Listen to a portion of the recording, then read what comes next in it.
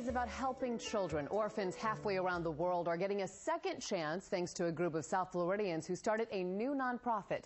And this weekend they're holding what's been called the most fun fundraiser in South Florida. CBS 4's Jorge Estevez takes you inside. This is the stage. This is where all the fun will be going on. Fire breathers, aerialists. You do things small. Absolutely. With the stage set and last-minute preparations taken care of, a night in Bollywood was underway. It's non-stop entertainment all night long. Everywhere you look, there's going to be something going on.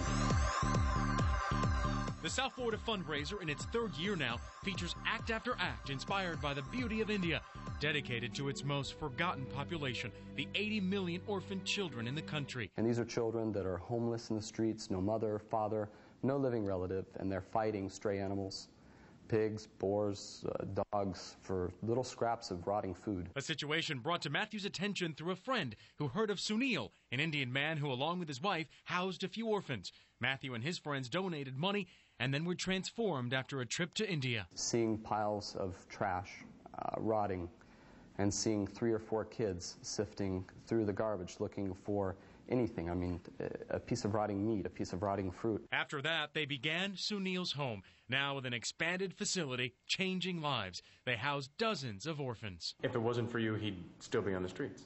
He would. He would be on the streets. There are no other orphanages in the area.